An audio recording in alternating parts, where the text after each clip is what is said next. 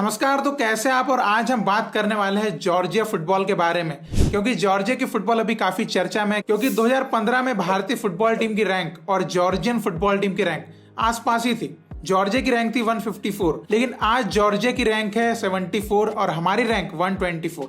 तो जॉर्जिया की फुटबॉल की रैंक इतनी अच्छी क्यों है, जॉर्जिया फुटबॉल इतना अच्छा क्यों कर रहा है, अब आपके दिमाग में आ रहा होगा। लेकिन मैं आपको एक चीज पहले ही बताना चाहूंगा कि ये कोई बहुत सरप्राइजिंग चीज नहीं है। जॉर्जिया पिछले 20-25 सालों से बहुत लग के फुटबॉल के लिए काम कर रहा है, लेकिन उसका रिजल्ट उनको अब मिलना चालू हुआ है। तो देखिए, जॉर्जिया फुटबॉल को लेकर आपके दिमाग में जितने भी क्वेश्चंस है, मैं सारे क्वेश्चंस के आंसर इस वीडियो में देना चाहूंगा कि कैसे जॉर्जिया की फुटबॉल टीम इतना अच्छा कर रही है और भारतीय फुटबॉल टीम यहाँ से क्या लर्निंग ले सकती है। तो देखिए, सबसे पहले अगर हम बढ़ते एक हिस्ट्री के ऊपर जाते हैं तो जॉर्जिया सोवियत यूनियन का पार्ट था और जितनी भी कंट्री सोवियत यूनियन के पार्ट थे वो सभी कंट्रीज आज फुटबॉल में ग्रो कर रही है, बिकॉज वहां पे फुटबॉल बहुत पहले से ही आ गया था। अगर हम जॉर्जिया की बात करें तो जॉर्जिया में 1907 में फुटबॉल आ चुका था, लेकिन 1925 के बाद वहां पे फुटबॉल थोड़ा ग्रो होना चालू हुआ था और वहां पे दिनामो तबलसी नाम का क्लब भी बना था 1925 के टाइम पे, जो आज जॉर्जिया का one of the most successful club है। देन 1990 में जब वो सोवियत यूनियन से अलग हुए तो उन्होंने अपना एक फेडरेशन बनाया और अपनी एक लीग भी बनाई और 1992 में वो फीफा और यूएफए के परमानेंट मेंबर भी बन गए। और देखिए, जॉर्जिया फुटबॉल जो है स्टार्टिंग से ही अच्छे टैलेंटेड प्लेयर प्रोड्यूस कर रहा है, लेकिन कलेक्टिव एक अचीवमेंट बोलेंगे नेशनल टीम के लिए, वो अभी तक कुछ अच्छा नहीं कर पाया था जो उनको अब मिल रहा है। तो अब मैं आपको बताऊंगा कि जॉर्जिया फुटबॉल जो है किस तरीके से अपने लीग के ऊपर, यूथ सिस्टम के ऊपर काम कर रहा है, जिससे कि उनके पास टैलेंटेड प्लेयर्स जो है कंटिन्यूअसली प्रोड्यूस हो पा रहे हैं और टॉप लेवल पे उनकी फुटबॉल अब जो है आप देख सकते हैं सारी दुनिया में जॉर्जिया फुटबॉल का नाम अब हो चुका है। तो अगर हम सीनियर लीग की बात करें तो 5 डिविजन है उनके पास सीनियर लीग के, जिसमें कि हर डिवीजन में मिनिमम 25 प्लस गेम्स तो हर टीम खेलती है। तो आप सोच सकते हैं कि लोवेस्ट डिवीजन की टीम भी 25 गेम्स खेलती है। तो आप सोच सकते हैं मैच एक्सपीरियंस कितना अच्छा मिल पा रहा है, मैच टाइम कितना अच्छा मिल पाता है वहां पे प्लेयर्स को।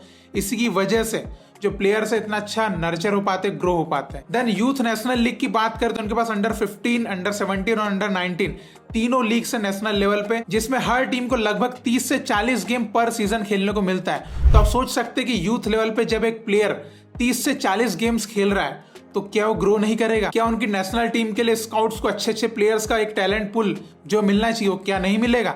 मिलेगा, क्योंकि इतने सारे गेम्स खेल रहे बच्चे वहां पर। इसके अलावा वहां पे जो प्राइवेट स्कूल्स और एकेडमीज होती है उनमें अंडर 6 से लेकर अंडर 14 तक के सारे स्क्वाड होते हैं और उनको साल भर ट्रेनिंग देते हैं और टूर्नामेंट्स भी खिलाते हैं। और जॉर्जिया में जो डिस्ट्रिक्ट फुटबॉल एसोसिएशन है वो वीकेंड पे जो है टूर्नामेंट्स ऑर्गेनाइज करते रहता है, जिससे कि जो बच्चे ट्रेनिंग ले रहे हैं उनको एक प्रॉपर टूर्नामेंट खेलने का मौका मिल पाए। तो आप सोच सकते हैं कि नेशनल लेवल पे तो काम हो ही रहा है, लेकिन ग्रास रूट पे जो डोमेस्टिक काम होना चाहिए, जो डिस्ट्रिक्ट एफए को करना चाहिए, वो भी अपना काम दिल्लगी से कर रहे हैं। इसकी वजह से उनको नए प्लेयर्स जो है वो कंटिन्यूअसली मिल पा रहे हैं। इसके अलावा उनके पास नेशनल एकेडमीज है जो उनकी कंट्री में अलग अलग जगहों पर है, जिसमें अंडर 15 के बच्चों को लेते हैं और जो सिलेक्टेड प्लेयर्स होते हैं उनको वो 3 साल तक फ्री ट्रेनिंग, फ्री एजुकेशन, सब कुछ फ्री देते हैं। और जब ये बच्चे 17 साल के हो जाते हैं तब वो वहां से ग्रेजुएट होकर प्रोफेशनल जो पाथवे उसमें चले आते हैं। तो सोचिए कि कितना सही सिस्टमेटिक काम है। बच्चे स्काउट करे, नेशनल एकेडमी में रखा, देन उनको बनाया, देन उनको नेशनल यूथ टीम से भेज दिया या फिर अच्छे क्लब्स में वो साइन कर जाते हैं। तो ये एक सिस्टमेटिक काम उनका चल रहा है जो कि बहुत स्ट्रक्चर्ड है। अब देखिए, मैं आपको उनके थोड़े से यूथ लेवल के जो कुछ छोटे मोटे अचीवमेंट्स उन्होंने किए वो मैं आपको बताना चाहूंगा। तो अंडर 17 लेवल पे 2012 में उन्होंने यूरो कप जो होता है अंडर 17 यूएफए यूरोपियन चैंपियनशिप, उसका सेमीफाइनल खेला था। 3 बार वो अंडर 19 यूएफए यूरोपियन चैंपियनशिप के लिए क्वालिफाई कर चुके हैं। और हाल ही में 2023 में यूएफए अंडर 21 जो चैंपियनशिप होती है उसमें उन्होंने पहली बार क्वालिफाई किया और उसमें क्वार्टर फाइनल्स तक खेला था उन्होंने। और देखिए, यूथ लेवल पे अच्छा काम करने से उनको क्या फायदा हो रहा है कि उनके बच्चों को ही जो बड़े बड़े क्लब्स को स्काउट करके जो है अपने क्लब्स में लेके जा रहे हैं, जिसके मैं आपको 2 एग्जांपल भी बताता हूँ। लूका परकाजे जो कि केवल 19 साल के हैं, बायर्न म्यूनिख ने उनको स्काउट किया है और अपनी टीम में लेके चले गए। गैब्रियल सिगुआ जो कि केवल 18 साल के, एफसी बासेल क्लब जो है वो उनको स्काउट करके लेके चला गया एंड अभी वो जॉर्जिया की नेशनल टीम में भी खेलता है। अब देखिए, जॉर्जिया की जो फुटबॉल लीग है उतनी वर्ल्ड क्लास लीग नहीं है, बहुत ज्यादा उसमें पैसा नहीं है। हाँ, एक डेवलपमेंट के लिए उनकी लीग बहुत अच्छी है कि चांस मिलता है, अपॉर्चुनिटी मिलती है, गेम टाइम मिलता है। लेकिन यूएफए चैंपियंस लीग लेवल बोलेंगे, यूएफए यूरोपा लीग बोलेंगे तो उसमें ये क्लब्स उतना अच्छा नहीं कर पाते बिकॉज लीग उतनी कॉम्पिटिटिव नहीं है। तो वहां के जो प्लेयर्स है वो बाहर जाते हैं। अभी की स्थिति में देखा जाए तो उनके जो प्लेयर्स है नेशनल टीम के 11 डिफरेंट लीग्स में खेल रहे हैं।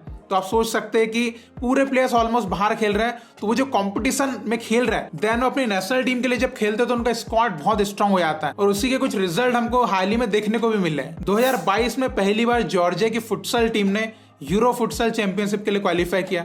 2024 में पहली बार जॉर्जिया की फुटबॉल टीम ने यूरो कप जैसे मेजर टूर्नामेंट में क्वालिफाई किया और न सिर्फ क्वालिफाई किया, राउंड ऑफ 16 में अपनी जगह बनाई थी। इसके अलावा मैं आपको बताना चाहूंगा कैसे पिछले कुछ सालों में वहां पे खिलाड़ियों के नंबर्स भी बढ़े हैं, मेंस में भी और वुमेन्स में भी। 2015 में जॉर्जिया में मेल फुटबॉलर्स के खेलने वालों की संख्या थी 14,000 लगभग।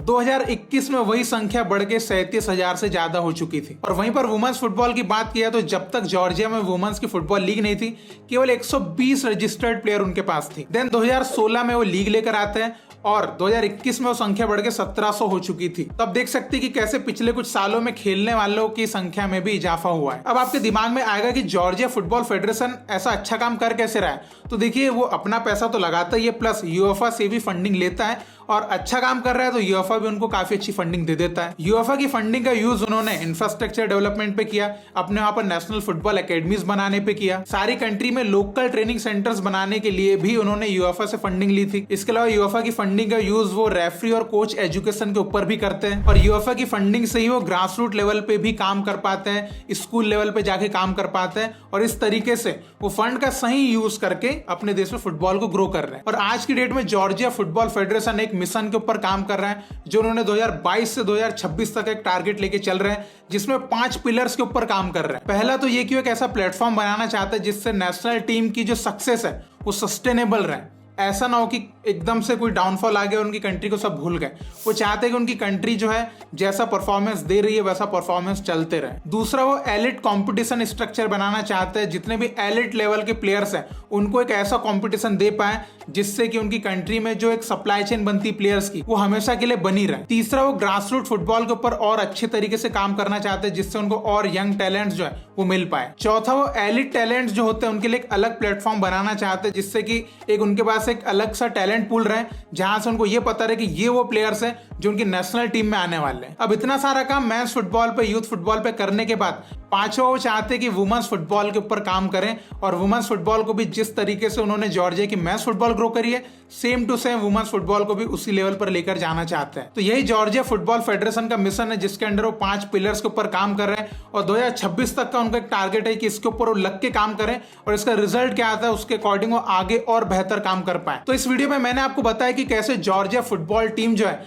आज इस लेवल पे खेल रही है, कैसे पिछले कई सालों से वो लोग कंटिन्यूअसली काम कर रहे हैं और ग्रोथ कर रहे हैं। इसी वजह से 2015 में हम भी 156 रैंक पे थे और वो 154 रैंक पे थे, लेकिन आज वो कहाँ है और आज हम वहीं हैं। तो एक बहुत बड़ा मेजर रीजन है कि उन्होंने एक स्ट्रक्चर पे काम किया और हमने स्ट्रक्चर एक सिस्टम बनाने पे काम नहीं किया, इसलिए आज हम वहीं हैं। तो एक बहुत बड़ा एग्जांपल है कि आज की डेट में अभी भी हम ये सीख लें कि हमको कुछ करना है, हमको एक स्ट्रक्चर बनाना है, हमको एक इकोसिस्टम पे काम करना है, तो हमारे देश की फुटबॉल आगे 10 से 15 साल में बहुत ऊपर जा सकती है। तो आई होप कि जॉर्जिया फुटबॉल टीम के बारे में आपको सब कुछ पता चल पाया होगा और आपको इससे क्या एक सीख मिलती है, आपके क्या थॉट्स है इसके ऊपर, हमको क्या इससे सीखना चाहिए, ये आप जरूर कमेंट में लिख के बताइएगा। और इसी तरह आप इंडियन फुटबॉल को सपोर्ट करते रहिए।